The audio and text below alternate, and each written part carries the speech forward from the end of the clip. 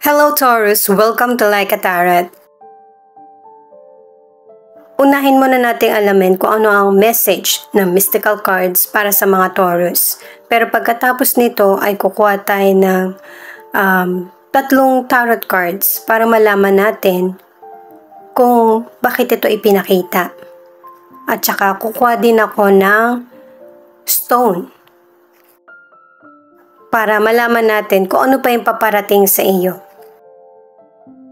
General reading ito at saka kunin mo lang kung ano yung akma sa sitwasyon mo at ikaw na magpalit kung si person mo ito o ikaw. Detachment.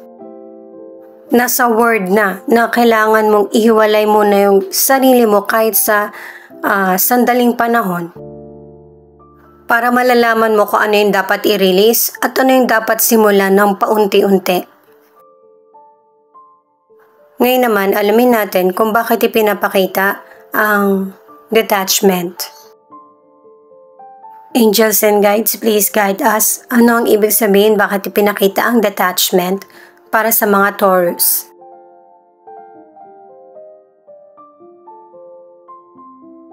The Lovers, the Fool, at the World.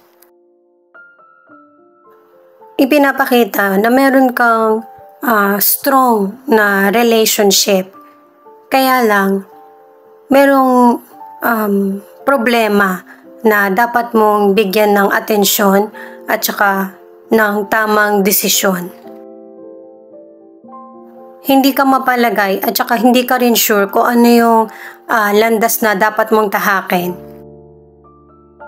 Kasi pinapakita ng mga cards na nasa yung nasa exciting at saka unexpected na magandang journey ng buhay mo. At itong desisyon na gagawin mo ay merong dalang tagumpay sa iyo. Lalo na't pagdating sa career, ang ilan sa inyo matagal mo na itong pinapangarap. Maybe gusto mong magpunta ng ibang lugar o kaya merong offer sa iyo na nahihirapan kang tanggihan. Ang ilan sa inyo ay magsisimula ng bagong trabaho o kaya bagong negosyo. At ang advice ng mga cards ay pag-isipan mong mabuti yung mga bagay na gusto mo bago magkaroon ng final decision. Sa mga nasa relationship, nakadalawang cards ka na warning ito na isa sa inyo ng person mo ang hindi talaga kayang pagsabayin ang career at love life. Ang ilan naman na nasa relationship, ang problema ay yung nawala na kayo ng communication ng person mo at saka yung balanse sa relasyon. Kaya nagkakaroon ng betrayal o kaya pag-aaway. Alamin natin gamit ang gemstone kung ano pa yung paparating sa iyo. Hematite. Itong stone na ito, ibig sabihin ay stability, grounding, calmness, balance, at protection. Connected din siya sa mga cards mo na ito yung ina-apply mo sa ngayon. Or kailangan na i-apply sa sarili. Alamin muna natin yung next na mystical card bago ko sabihin yung para sa mga single. Ayan, Ease. Ibig sabihin nito ay minamanifest mo yung kaluwagan sa buhay or tinatanggap yung offer ng universe sa iyo. Para sa mga single, ito yung tamang timing para makamit ka ng mga potential person. Maybe sa lugar kung saan ka nakatira or sa ibang bansa. Pero guys, kailangan pa rin ng pag-iingat. Kasi ang ilang single, meron ka maikilalang potential person na akala mo magseseryoso siya, pero hindi. Ang gusto lang niya ay yung mag-enjoy sa buhay. Wala siyang intensyon na lokohin ka or magseryoso siya kasi yun nga lang yung gusto niya talaga eh. Kapag may dumating, tinatanggap niya. Kapag nawala, okay lang din. Feeling mo siya na yung soulmate mo pero hindi pa sa panahon na ito. marami ka pang makikilala na magpapa-excite din sa iyo. 8 of Pentacles, 9 of Pentacles at the Devil. Maganda itong mga cards mo kasi yung mga pinaghihirapan mo, merong mga magandang kapalit. Habang nasa sa iyo pa yung magandang pagkakataon, lalo na pagdating sa financial or career, huwag mo itong hayaan na mawala sa iyo. May posibilidad na matangay yung emosyon mo hanggang matangay na din yung financial na meron ka dahil na rin sa person na mahal mo or sa ambisyon. Di ba nga sabi na kailangan pag-isipan yung bawat desisyon na gagawin, lalo na't merong mapanlinlang na person. Sa financial, merong pang long term at saka yung pang may mga financial na hindi mo inaasahan na darating. Pero guys, nakadalawang warning na cards ka na kailangan ng tamang pagbabudget. Kung saan mo talaga dapat ginagastos yung financial na meron ka, hindi lahat ibibigay mo or gagastusin. May mga tao kasi na hihikayatin ka sa mga gastusin. Halimbawa, magparty kayo, uminom, yung mga ganun ba na hindi naman kailangan lalo na't walang okasyon. Para sa mga single, nakadalawang cards ka na yung potential person ay malapit lang sa iyo. Maybe kasamahan mo sa trabaho or pareho kayo ng lugar na tinitirahan.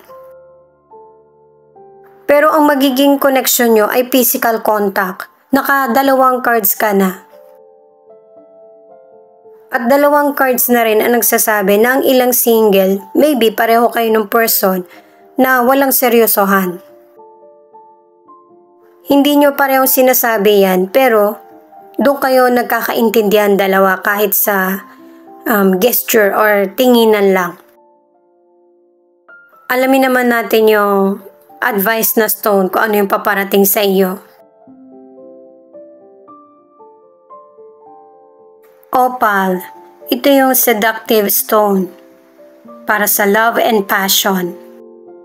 At saka mga desire, kung ano yung gusto mo, nais mo, at saka transformation. Ituloy ko na guys sa mga nasa relationship naman, masyado ka nang focus sa career, nakatatlong cards ka na. At ito yung unang nagiging dahilan, kaya nasisira yung pagkakaisa nyo sa relasyon ng person mo. Acceptance, ang pinapahiwatig ng card na ito, ay ito yung isa sa magiging susi para sa mga yung bang katanungan na gusto mong masagot sa buhay mo.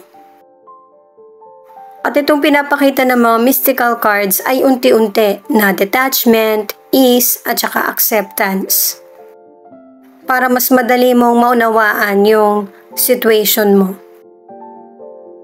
Sa mga nasa relationship dahil nagkakaroon nga kayo ng problema, ang advice ng mga cards ay yung bang bigyan mo ng chance yung relasyon nyo at kailangan mong maging masigasig.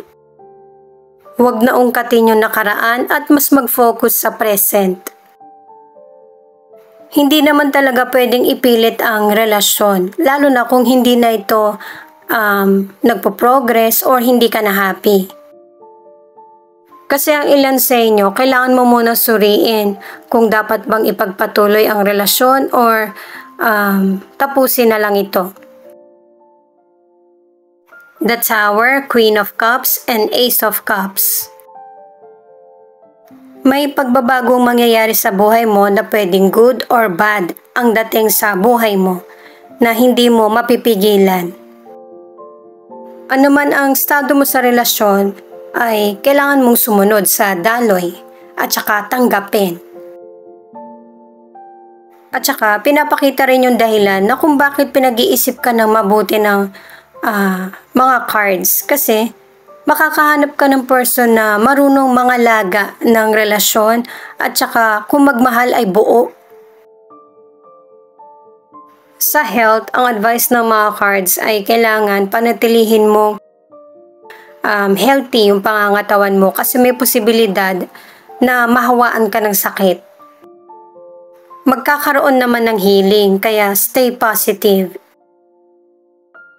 Ang ilan naman maybe family member ito or kakilala na hihingi ng suporta sa iyo.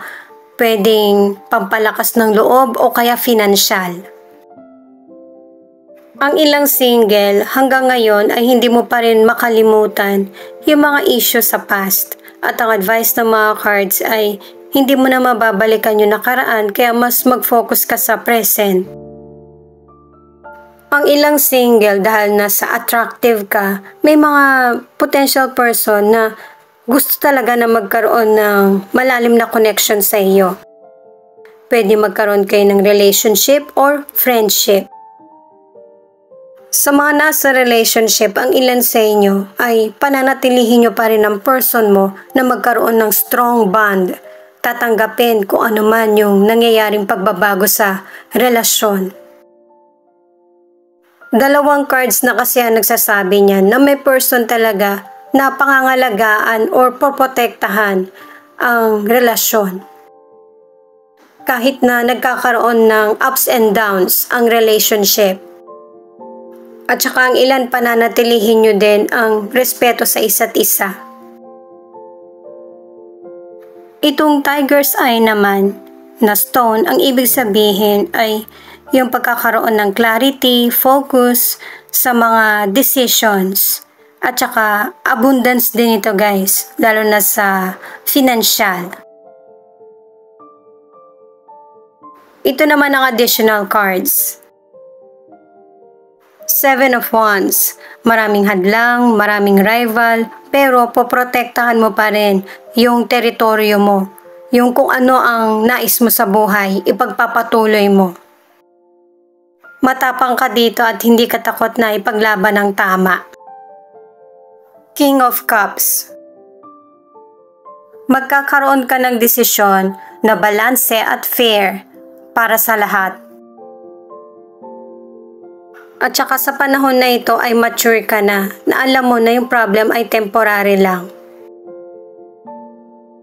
Itong King of Pentacles naman ay reward dahil na rin sa effort mo at saka yung balanse na ginagawa mong desisyon sa buhay. Kaya mapapanatili or mapagpapatuloy mo na maganda ang career at financial. At kahit na sa personal na buhay. Sa love life man or sa sarili. Siya nga pala guys, marami pong salamat sa mga nag-like, share, comment, and subscribe. At pati na rin po sa mga nakikinig at nanonood. Saan man panig kayo ng mundo, ingat po kayo palagi. Ito naman ang angel number mo.